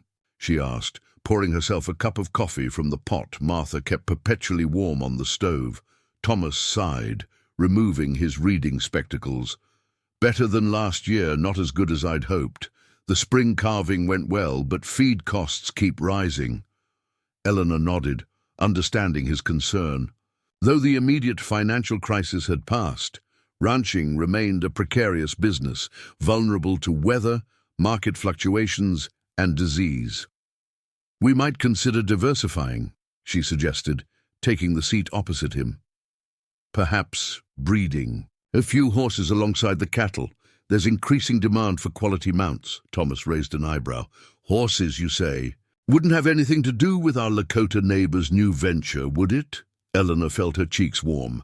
It's good business sense, she said firmly. But yes, I did encounter a cedar wolf today. He's established his breeding stock and has some impressive animals. Thomas said non-committally, though his eyes held a knowing glint. Speaking of our neighbor, Jackson mentioned seeing smoke signals from the reservation this morning. Anything we should be concerned about? It's not a war party, if that's what you're asking, Eleanor replied with a touch of asperity. The tribal council is calling a gathering to prepare for the Washington delegation. Cedar Wolf will be going with Agent Peterson. Thomas looked surprised. To Washington? That's significant. Yes, Eleanor agreed. It could mean real progress. If Congress actually listens. Big if, Thomas murmured. He studied his daughter's face for a moment. You care for him, don't you? And not just as a council colleague. The direct question caught Eleanor off guard. Ordinarily, such personal matters weren't discussed so openly, especially between father and daughter. But their relationship had evolved beyond such constraints. I do, she admitted, though what that might mean for the future remains uncertain. Thomas nodded slowly. Life offers few certainties, Eleanor. Your mother taught me that. We plan, we hope, but in the end we must simply make the best choices we can with what we know at the time. And if the choice is difficult, if it means challenging convention and risking disapproval, Thomas's weathered face softened, then you must weigh what matters most, the opinions of others, or the truth in your own heart. Coming from the man who had once been so constrained by social expectations, so concerned with appearances and position, these words carried particular weight. Cedar Wolf asked if I might write to him while he's in Washington, Eleanor said. And will you? Yes, she replied without hesitation. I believe I will. Thomas smiled slightly. Good. Correspondence is an excellent way to truly know a person's mind. He returned to his ledgers, then added casually, You might invite him to Sunday, dinner before he leaves. I'd like to hear more about this horse breeding operation. For business reasons, of course. Eleanor suppressed a smile at her father's transparent attempt at matchmaking. Of course, for business reasons. The following weeks passed in a flurry of activity. Spring roundup demanded all hands on the ranch, while council matters required Eleanor's attention 2 days each week. She visited Cedar Wolf's nascent horse ranch as promised, genuinely impressed by the quality of his stock and the careful planning evident in his operation. The Sunday dinner her father had suggested expanded to include Agent Peterson, providing a diplomatic cover for what might otherwise have raised eyebrows in the community. Martha outdid herself with the meal, and the conversation flowed easily from territorial politics to agricultural techniques to shared stories of frontier life. Eleanor observed Cedar Wolf throughout the evening, noting how confidently he navigated the white settler customs that differed from his own traditions. He used the proper silverware, engaged Thomas in knowledgeable discussion of cattle bloodlines, and treated Martha with respectful courtesy that clearly won the housekeeper's approval. He adapts well, Peterson commented quietly to Eleanor as they stood on the porch after dinner, watching Cedar Wolf and Thomas examine a new saddle in the yard. Few men can bridge cultures as he does. It can't be easy, Eleanor replied. Never. Fully belonging in either world, Peterson, a thoughtful New Englander with surprisingly progressive views, studied her face. Perhaps the future lies not in maintaining separate worlds, Miss Blackwood, but in creating new ones, where diverse traditions can coexist. The echo of Cedar Wolf's earlier sentiment struck Eleanor forcefully. That's an admirable vision, Agent Peterson, but how practical is it in our current climate? Change begins with individuals brave enough to imagine something different, Peterson said. The delegation to Washington represents one such effort. Your work on the council is another. He paused meaningfully. And personal connections across traditional boundaries may ultimately prove the most powerful catalyst of all. Before Eleanor could respond to this pointed observation, Cedar Wolf and Thomas rejoined them, and the conversation shifted to the upcoming journey east. The day of departure arrived with unseasonable warmth. Eleanor rode to the reservation to bid farewell to the Washington delegation.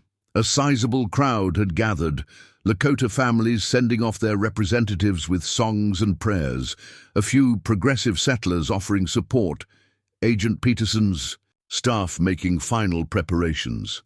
Cedar Wolf stood somewhat apart, dressed in a striking combination of traditional and Western attire that Eleanor suspected was carefully calculated to make an impression in Washington while honoring his heritage.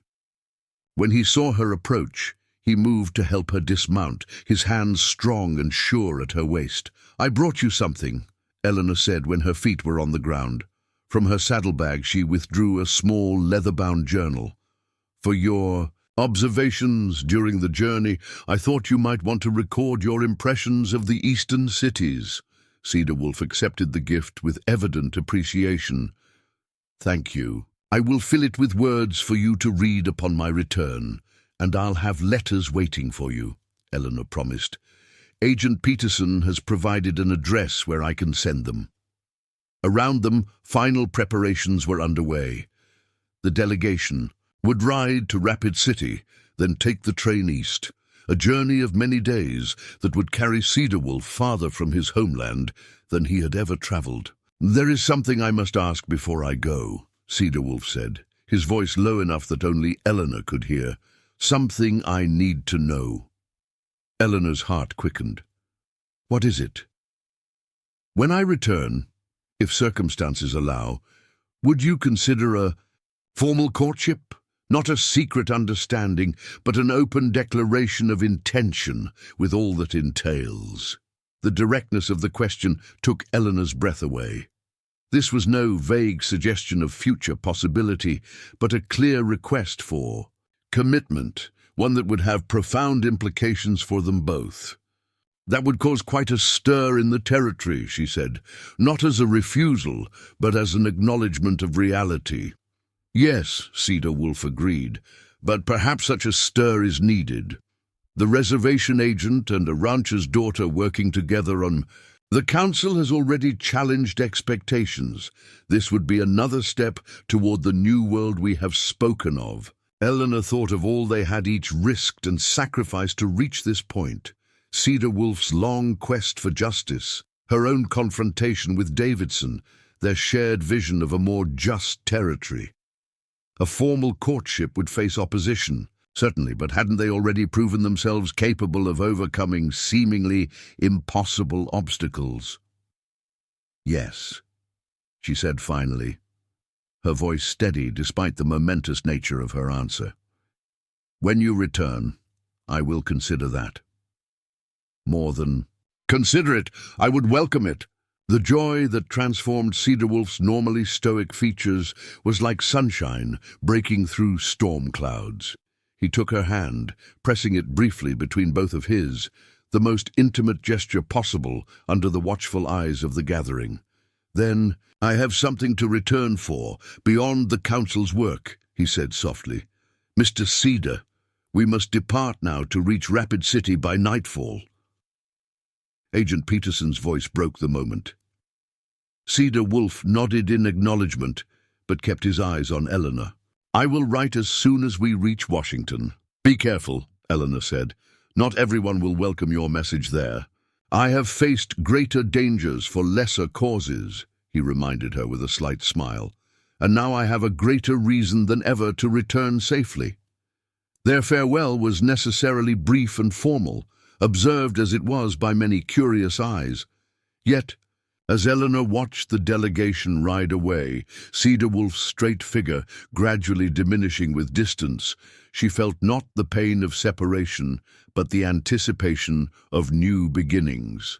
The northern plains stretched vast and open before them, all a landscape that had witnessed centuries of conflict and cooperation, hardship and hope. Whatever the future held, Eleanor knew with sudden clarity that she would face it alongside this remarkable man who had fought not just to save her from auction, but to forge a path toward a more just world for all. Summer blazed across the Dakota Territory, turning the lush spring grasses to gold. At Blackwood Ranch, the days stretched long and full as Eleanor divided her time between ranch duties, council responsibilities, and the growing stack of letters exchanged with Cedar Wolf. His missives from Washington arrived irregularly, sometimes 2 in a week, then nothing for a fortnight, each one providing glimpses into a world Eleanor could scarcely imagine. He wrote of marble buildings that dwarfed the largest structures in Deadwood, of rooms filled with men arguing over the fate of people they had never met, of streets teeming with more humans than buffalo had ever roamed the plains. These Eastern men speak of justice and civilization, he wrote in one letter that Eleanor had read so many times the paper was wearing thin, yet they know nothing of the land they claim to govern. I stood before the Congressional Committee yesterday and described how the mining operations violate our treaties. Some listened with interest, others with impatience, but most with the blank expressions of men who have already decided what they will believe, regardless of evidence. Despite the frustrations, Cedar Wolf's mission appeared to be making progress. Agent Peterson wrote separately to the council that several influential senators had been moved by the delegation's testimony, particularly the carefully documented evidence of treaty violations that Eleanor had helped compile. Eleanor's replies to Cedar Wolf balanced political updates from the territory with more personal reflections. She described the council's work, the changing dynamics between settlers and Lakota communities, and her own growing conviction that their vision of coexistence was not merely idealistic, but necessary for the territory's future. She also wrote of simpler things: the bluebird that had built a nest outside her window, the new foal born to one of her father's mares, the summer thunderstorms that brought both welcome rain and terrifying lightning to the open prairie. These details of prairie life seemed to sustain Cedar Wolf amid the artificial confines of Washington. Your words carry the scent of sage and sweet grass, he wrote. They remind me of what is real and true when I am surrounded by so much that feels false. As July turned to August, with no clear indication of when the delegation might return, Eleanor found herself increasingly restless.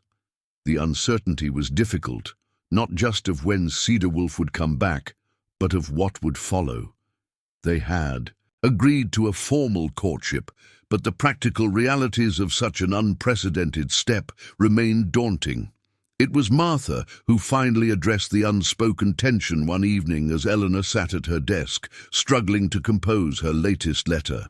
"You're fretting yourself thin as spring ice," the housekeeper observed, setting a cup of tea beside Eleanor's writing paper. "Won't do him any good to come home and find you've worried yourself sick." Eleanor smiled ruefully. "Is it that obvious?" These old eyes, clear as creek water. Martha sat in the chair opposite, an unusual liberty that spoke to their deepening friendship. "You're wondering how it will work, aren't you? You and him from such different worlds." "Yes," Eleanor admitted. "In Washington he's a respected delegate. Here, many still see only his heritage, not his character or accomplishments." Martha nodded sagely. "Folks fear what they don't understand. Always have, but fear can be overcome with time and example." She picked up a half-finished piece of beadwork that Eleanor had been learning from one of the Lakota women on the council. "You're already building bridges, Miss Eleanor. Some may be ready to cross them sooner than you think." This encouraging perspective was unexpectedly reinforced the following Sunday when Eleanor accompanied her father to services in Clearwater, the nearest town. Afterward, as the congregation mingled outside the small wooden church, several people approached her with questions about the council's work, not with suspicion or hostility, as had been common initially, but with genuine interest. "Heard you. Folks negotiated that new trade agreement with the reservation," said Abigail Wilson, wife of the general store owner. "Frank says it's good business. Those Lakota blankets are selling faster than he can stock them. And my boy says that the Lakota hunter, Red Hawk, taught his class how to track animals last week at school," added Sarah Mitchell, the schoolteacher's wife. "First time he's been excited about learning since winter." Such comments would have been unimaginable 6 months earlier. Eleanor realized that while the challenges remained substantial, progress was indeed occurring in small but significant ways throughout the community. Thomas noticed it too. "People are starting to see the benefits of cooperation," he observed as they rode back to the ranch. "Self-interest is a powerful motivator." "Is that cynical or practical?" Eleanor asked with a smile. Both, I expect, Thomas replied. Most folks won't change their minds for abstract principles, but show them a concrete advantage, better trade, new skills, safer borders, and they'll reconsider their positions quickly enough. Eleanor reflected on her father's insight as they rode. Perhaps the path forward wasn't about changing hearts all at once, but building enough common ground that the old prejudices gradually lost their power. The approaching harvest brought a welcome distraction from Eleanor's uncertain future. The ranch's hayfields needed cutting, cattle had to be prepared for fall sales, and garden bounty required preserving for the winter ahead. These timeless rhythms of ranch life kept her hands busy, while her mind often wandered eastward. It was during this busy season, as September painted the cottonwoods along Bear Creek with golden light, that the territorial mail carrier delivered a telegram rather than the expected letter. Eleanor's hands trembled slightly as she opened the yellow paper. Returning, stop arrive. Rapid City, September 15th. Stop much to tell. Stop cedar relief washed through her, followed by a flutter of anticipation. September 15th, just 4 days away. After nearly 4 months of separation, Cedar Wolf was coming home. The news energized the entire household. Thomas instructed Jackson to ensure the ranch was in perfect order for visitors we might be expecting. Martha embarked on a flurry of cleaning and baking. Eleanor found herself sorting through her wardrobe with uncharacteristic concern for appearances. When the day finally arrived, Eleanor rode to Rapid City alone, despite her father's offer of company. Some moments, she had decided, belonged solely to those directly involved. The frontier town buzzed with its usual activity: freight wagons unloading supplies, miners spending their earnings, farm families purchasing necessities for the coming winter. Eleanor tethered Ember outside the territorial office, where Agent Peterson had indicated the delegation would first report upon their return. She had barely settled on a nearby bench when the unmistakable sound of hoofbeats drew her attention. To the eastern road, 4 riders approached, Agent Peterson's tall figure easily recognizable, followed by the 2 Lakota elders, Whitefeather and Running Bear. And there, riding slightly apart as was his habit, came Cedar Wolf. Eleanor's breath caught. Something about him had changed, not in physical appearance, though his clothes were more formal than she remembered, but in his bearing. He sat straighter, his gaze more commanding, like a man who had faced powerful adversaries and held his ground. She stood as the riders dismounted before the territorial office. Cedar Wolf saw her immediately, his normally stoic expression warming visibly. While Peterson and the elders were greeted by waiting officials, Cedar Wolf moved directly to where Eleanor stood. "Eleanor Blackwood," he said, his voice carrying the same quiet strength she remembered. "Cedar Wolf," she replied, suddenly conscious of the public setting and the curious eyes watching their reunion. "Welcome home." "It is good to return," he said simply. Then, with a glance at their observers, he added more formally, "I have much to report to the council about our mission." "Yes, of course," Eleanor responded, understanding his discretion. "The council is eager to hear of your progress." A ghost of a smile touched his lips at this diplomatic exchange. "Perhaps we might discuss preliminary findings while I escort you home. If you have no other commitments in town?" "None at all," Eleanor assured him. "I came specifically to welcome the delegation." As they collected their horses and rode out of Rapid City, the formal facade gradually gave way to more natural conversation. Cedar Wolf described the delegation's experiences, the grueling journey by train, the overwhelming scale of eastern cities, the complex dance of politics they had navigated in Washington. "We achieved more than I dared hope," he said, as they followed the winding trail toward Blackwood Ranch. "Several senators have committed to enforcing existing treaty provisions, and the Interior Department has approved funding for a formal investigation of illegal mining operations. That's remarkable, Eleanor said. Agent Peterson's letters mentioned progress, but not concrete outcomes like these. The victory is not complete, Cedar Wolf cautioned. There are still powerful interests working against us, but we have gained allies, and more importantly, we have demonstrated that the Lakota can effectively advocate within the American political system. Eleanor heard the pride in his voice, not personal vanity, but legitimate satisfaction in advancing his people's cause. "You've done important work," she said. "Your sister would be proud." At the mention of Morning Star, Cedar Wolf's expression softened. "Yes, I believe she would. Justice for her was my first purpose, but the journey has revealed a broader path." They rode in companionable silence for a time. The vast Dakota landscape spread before them, familiar yet somehow new in the light of their reunion. Eleanor sensed Cedar Wolf had more to say beyond the political accomplishments of the delegation. "Something changed for you in Washington," she observed. "Something beyond the official mission." Cedar Wolf glanced at her with appreciation for her perception. "Yes, I discovered that I could walk in the white man's world without losing myself, that I could speak their language, political as well as verbal, while remaining true to my heritage." He paused reflectively. It was a revelation that has implications beyond politics. Eleanor understood his meaning immediately. His experience paralleled her own journey of discovering she could respect and learn from Lakota traditions without abandoning her own cultural foundations. "We're both finding that the boundaries between our worlds are more permeable than we were taught to believe," she said. Cedar Wolf nodded. "Exactly so." He guided his horse closer to hers as the trail narrowed through a grove of cottonwoods. "Which brings me to matters I wish to discuss away from public eyes." Eleanor's pulse quickened.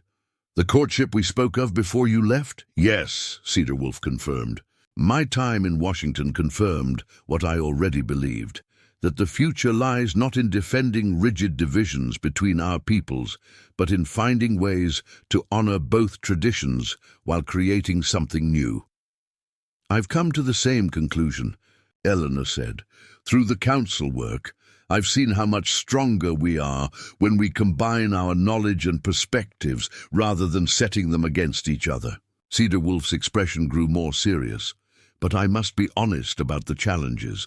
A formal courtship between us will face opposition from both communities. There will be those who see it as a betrayal of tradition, or worse." "I'm well aware," Eleanor replied steadily. "Martha and my father have been preparing me for the gossip and criticism we're likely to face." "And you are still willing to proceed?" Eleanor met his gaze directly. "More than willing. These past months have clarified much for me. The letters we exchanged, the work we've each done. They've shown me that what we share transcends the artificial boundaries others would impose." Relief and joy transformed Cedar Wolf's features. From inside his coat, he withdrew a small bundle, wrapped in soft deerskin. "Then I offer this, as is traditional among my people, when a man declares his intentions." Eleanor accepted the bundle, carefully unwrapping it to reveal an exquisite necklace of polished blue stones, intricate beadwork, and a single eagle feather bound in silver. "It's beautiful," she breathed. "The stones are from the sacred Black Hills," Cedar Wolf explained. "The beadwork tells the story of two rivers that begin apart but join to form something stronger. And the eagle feather represents vision, seeing beyond what is to what might be." The symbolic meaning touched Eleanor deeply. "I accept your gift and all it represents," she said, her voice steady despite the emotion welling within her. Cedar Wolf's shoulders relaxed slightly, as if he had released a long-held tension. "There is one more thing," he said, "a more practical matter." "What is it?" "I have purchased additional land," he said. The Peterson property that lies between my holdings and the northern boundary of Blackwood Ranch. Eleanor looked at him in surprise. That's considerable acreage. When did this happen? The final agreements were signed yesterday upon our return, Cedar Wolf explained. Agent Peterson helped arrange it while we were in Washington. But why that particular property? Eleanor asked, though she suspected she knew the answer. It connects our lands, Cedar Wolf said simply. And it contains something unique, the ridge where we spoke before I left, with views of both properties. Understanding dawned. You're thinking of the future. A place that belongs to neither tradition exclusively, but bridges both. Cedar Wolf nodded. A place where we might build something new, if you were agreeable. The implication was clear, not just courtship, but a vision of their life together. Eleanor was moved by the thoughtfulness behind his action, the way he had created a physical manifestation of their shared philosophy. "Show me," she said. "I'd like to see this land that connects us." They turned their horses toward the ridge, following a game trail that wound upward through stands of pine and aspen, beginning to turn with the season. As they climbed, the valley opened below them, revealing Blackwood Ranch to the south, Cedar Wolf's horse farm to the north, and between them, the newly purchased land with its mix of meadows, woods, and a small lake fed by Bear Creek. At the highest point, where the ridge flattened into a natural plateau, they dismounted. The view was spectacular. Mountains in the distance, rolling prairie stretching toward the horizon, the winding silver thread of the creek below. "Here, Cedar," Wolf said, indicating the plateau. "This is where I envision a home. Not a traditional Lakota dwelling, not a settler's ranch house, but something that honors both heritages while meeting the needs of the future." Eleanor walked the space, feeling the solid ground beneath her boots, the clean wind on her face. She could see it too, a home with elements from both cultures, large enough for family gatherings that would include both Lakota and settler relatives, positioned to embrace rather than divide the landscape. "Yes," she said simply, "this is the place."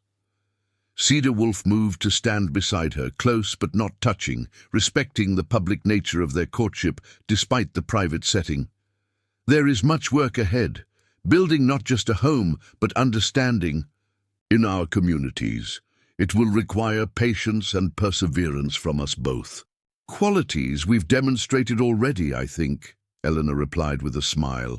Indeed, Cedar Wolf's dark eyes held hers. "The journey that began with such darkness, my sister's loss, your father's desperation, has led to unexpected light," Eleanor thought of all the improbable turns that had brought them to this moment.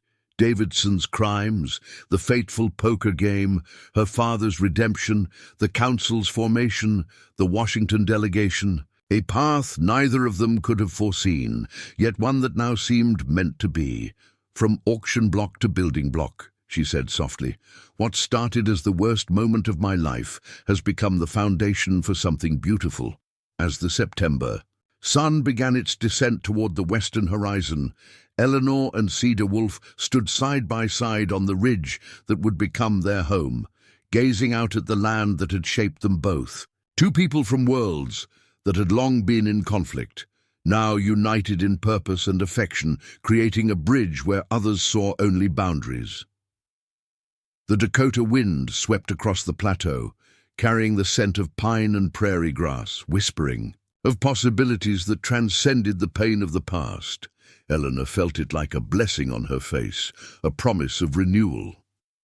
"Shall we tell the others?" Cedar Wolf asked, gesturing toward Blackwood Ranch, where smoke rose from the chimney in anticipation of their return. "Yes," Eleanor replied, her heart full. "It's time to begin the next chapter of our story." They mounted their horses and rode down from the ridge together, no longer a rancher's daughter and a Lakota warrior following separate paths, but partners, forging a single trail into a future limited only by the scope of their shared vision and the depth of their courage to pursue it. Up next, you've got two more standout stories right on your screen. If this one hits the mark, you won't want to pass these up. Just click and check them out. And don't forget to subscribe and turn on the notification bell so you don't miss any upload from us.